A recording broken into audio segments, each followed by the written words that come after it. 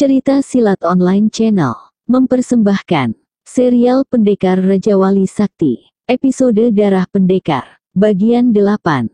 Sementara itu di bagian timur luar kota kerajaan Karangsetra, Pandan Wangi tengah bertarung melawan Purbaya, anak tengkorak putih yang tewas di tangan Pendekar Raja Wali Sakti dan Pandan Wangi. Purbaya sempat tertawan dan mendekam dalam tahanan kerajaan Karangsetra.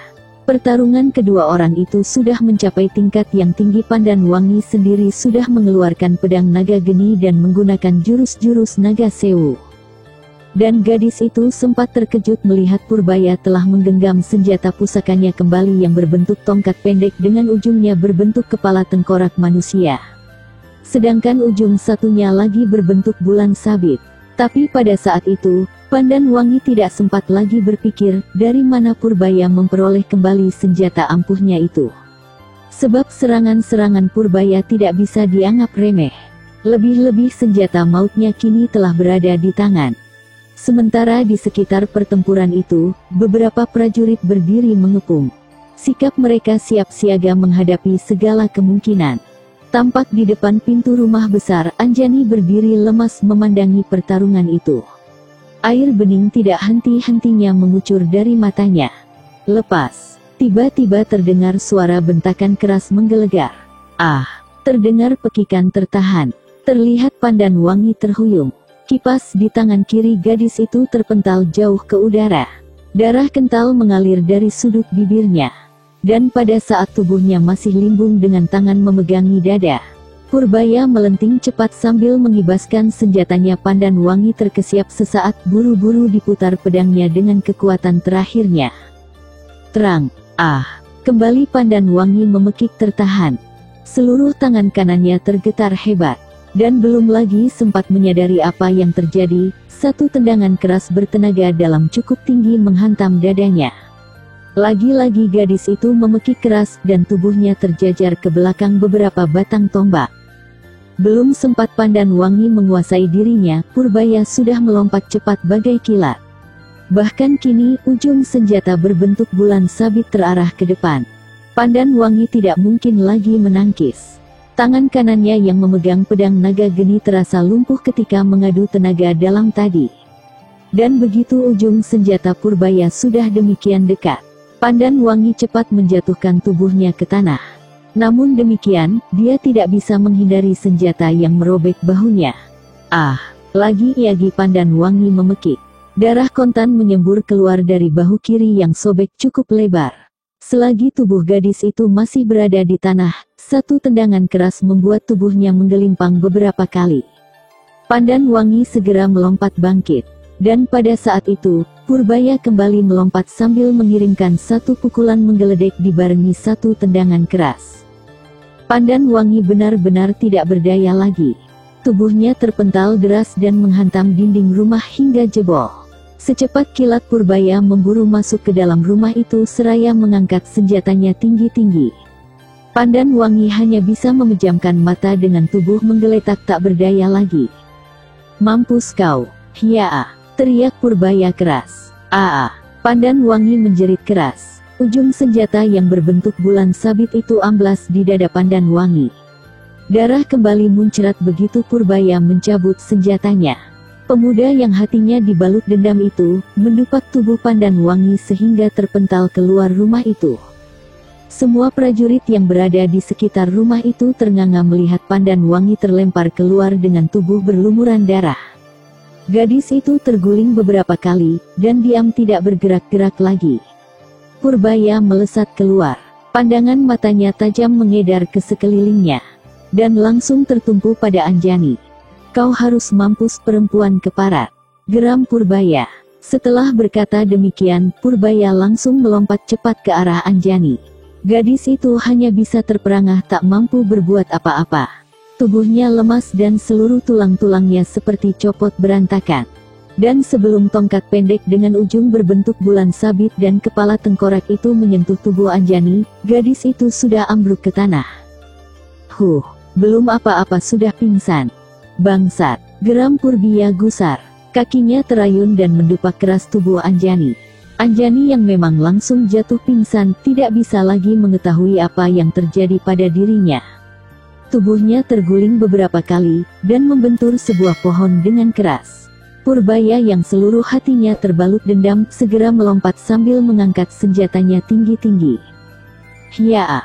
Tapi begitu ujung senjatanya hampir menyentuh tubuh Anjani, mendadak sebuah bayangan putih berkelebat cepat memapaknya. Ah! Purbaya memekik tertahan. Seketika itu juga tubuhnya terpental ke belakang beberapa tombak jauhnya.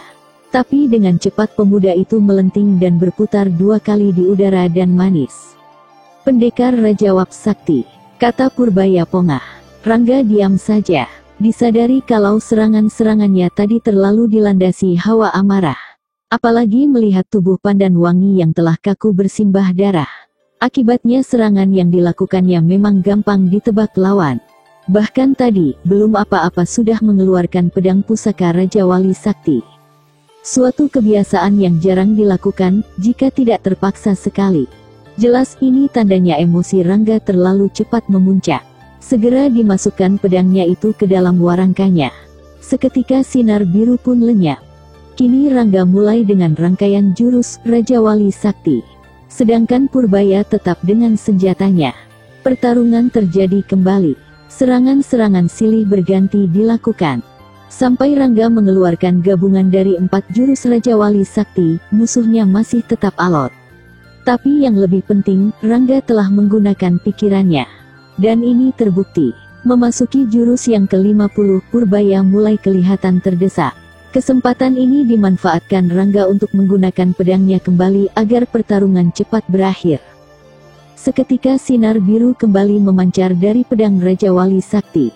Rangga menerjang sambil mengelebatkan pedangnya ke leher Purbaya kembali.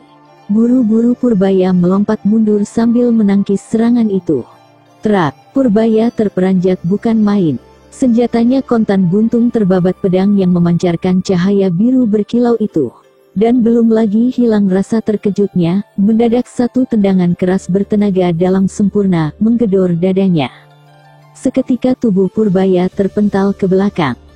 Keras sekali tendangan Rangga, sehingga tubuh Purbaya menghantam sebatang pohon hingga hancur berantakan. Pemuda itu mengerang sambil berusaha bangkit. Tapi belum juga sempat berdiri, secercah cahaya biru berkelebat bagai kilat. Tak ada kesempatan lagi bagi Purbaya untuk menghindar. Dan, Purbaya menjerit melengking tinggi. Pedang pusaka Raja Wali Sakti memenggal buntung leher Purbaya hanya sekali tebas saja. Kepala pemuda itu menggelinding ke tanah, dan tubuhnya ambruk menggelepar-gelepar.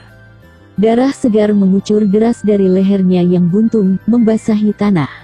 Rangga memandangi tubuh yang tanpa kepala lagi, kemudian berbalik. Kakinya terayun menghampiri Pandan Wangi yang masih menggeletak tidak bergerak-gerak lagi. Rangga berlutut dan mengangkat tubuh gadis itu.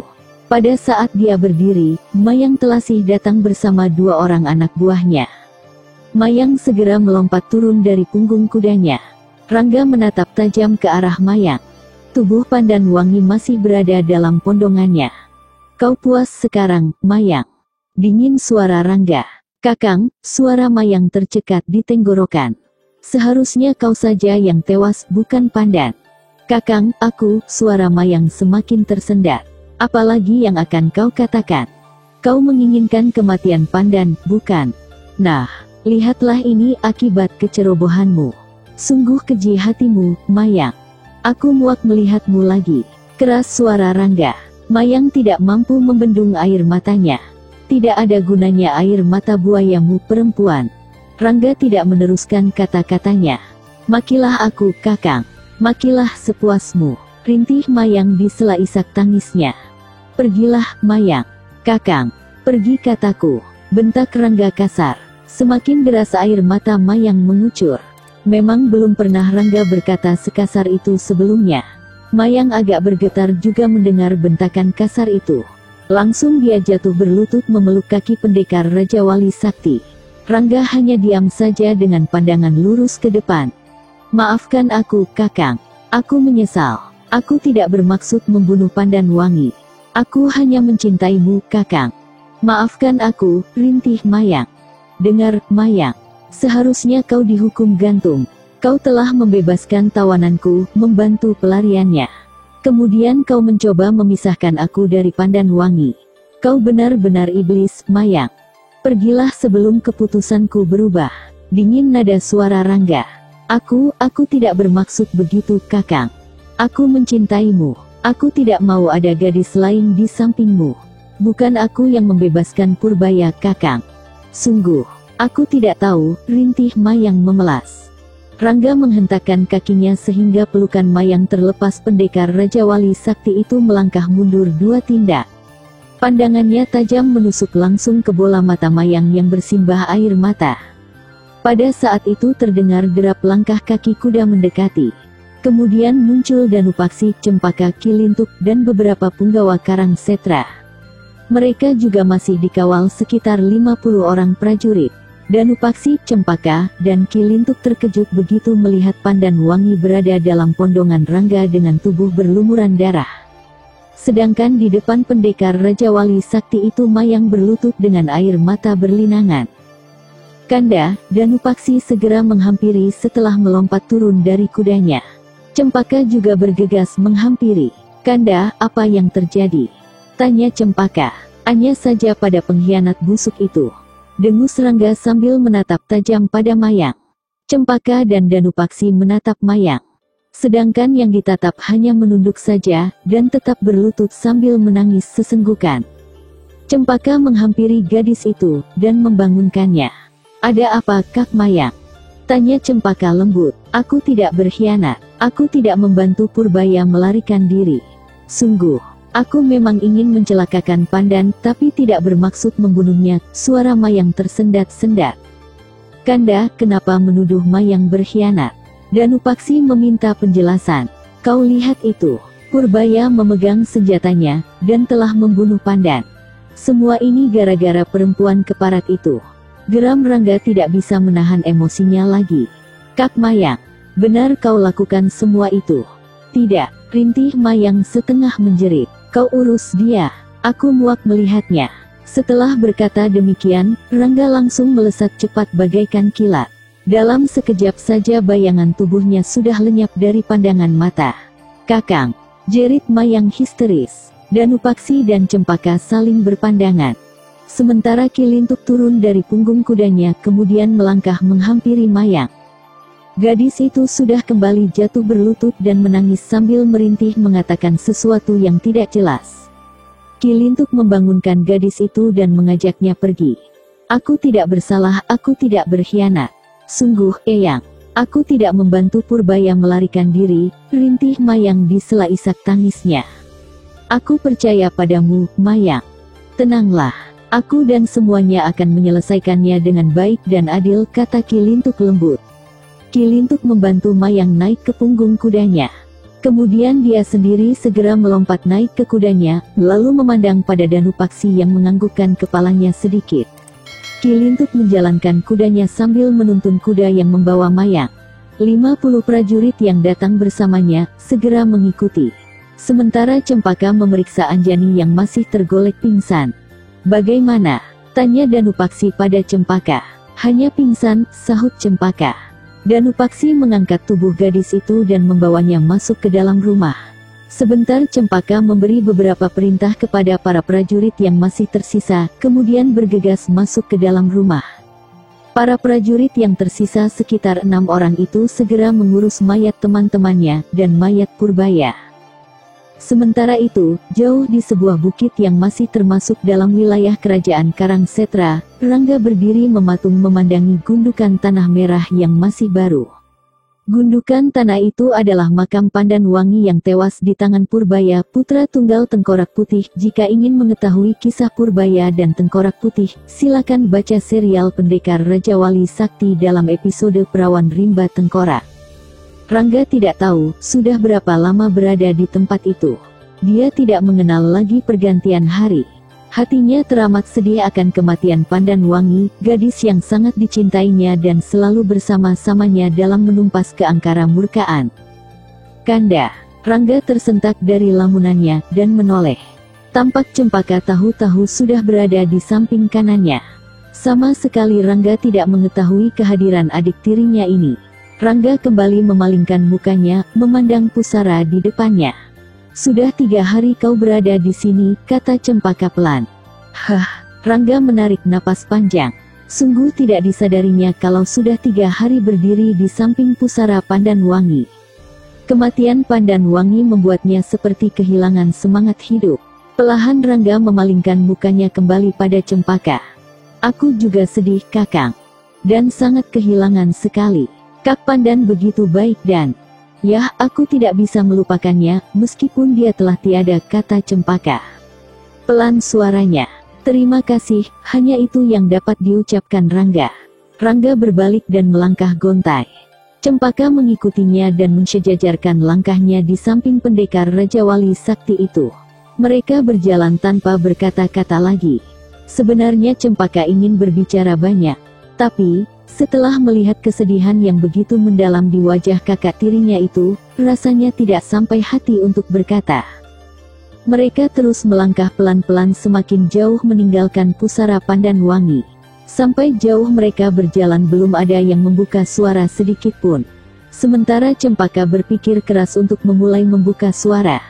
"Kakang," terdengar ragu-ragu suara Cempaka. Rangga menarik napas panjang dan menghentikan langkahnya. Dia berbalik menghadap langsung pada Cempaka. Tatapan matanya kosong, tanpa cahaya semangat memancar di matanya. 2 kali Cempaka menelan ludahnya, membasahi tenggorokannya yang mendadak saja jadi kering. "Ada yang ingin kukatakan padamu Kakang. Tapi kalau kau tidak ingin bicara saat ini, aku bisa menunggu," kata Cempaka pelan dan terdengar ragu-ragu. "Katakan saja," sahut Rangga seraya menghampiri sebatang pohon tumbang, kemudian duduk di situ. Cempaka juga ikut duduk di samping pendekar Raja Wali Sakti itu. Kelihatannya dia tengah berpikir untuk mencari kata-kata yang tepat. Seluruh pembesar istana mengharapkan Kakang cepat kembali. Mereka menunggu keputusanmu tentang... Cempaka tidak melanjutkan kata-katanya. "Eruskan, Cempaka," pinta Rangga tenang. "Entang mayang, Kakang," pelan suara Cempaka. Rangga menarik napas panjang. "Maaf, Kakang, aku tidak bermaksud untuk..." "Tidak apa," selak Rangga cepat sebelum Cempaka menyelesaikan kalimatnya. Cempaka diam. Matanya menatap dalam pada wajah kakak tirinya ini. Hatinya diliputi harapan dan kecemasan. Agak lama juga Rangga terdiam dengan pandangan kosong ke depan, kemudian berpaling menghadap Cempaka seraya menghembuskan napas panjang. "Apa saja yang telah kau dapatkan selama ini?" tanya Rangga. "Maksud Kakang?" Cempaka balik bertanya. "Semuanya. Selama aku berada di sini. Kalau tentang Kak Mayang, tidak ada bukti kesalahannya. Apalagi berkhianat membantu Purbaya melarikan diri. Tapi Kak Mayang mengakui kalau dia telah cemburu pada Kak Pandan dan Anjani. Dia hanya berusaha menjauhkan mereka darimu Kakang. Sedangkan tentang Anjani, dia memutuskan untuk meninggalkan Karang Setra. Dan sebenarnya yang membantu Purbaya melarikan diri adalah kepala pasukan pengawal penjara. Dialah yang memberi Purbaya senjatanya, lalu berpura-pura membuat keonaran dengan Purbaya. Kami semua tinggal menunggu keputusan hukuman saja darimu Kakang," jelas Cempaka. Kenapa dia melakukan itu?" gumam Rangga. "Maksud Kakang, kepala pasukan pengawal penjara itu?" "Ya, Kakang ingat Tengkorak Putih." Rangga menatap tidak mengerti pada Cempaka. "Kakang tahu Tengkorak Putih bermaksud menghancurkan Karang Setra. Dan itu sudah dipersiapkannya dengan matang. Kepala pasukan pengawal penjara itu ternyata salah satu anak buahnya.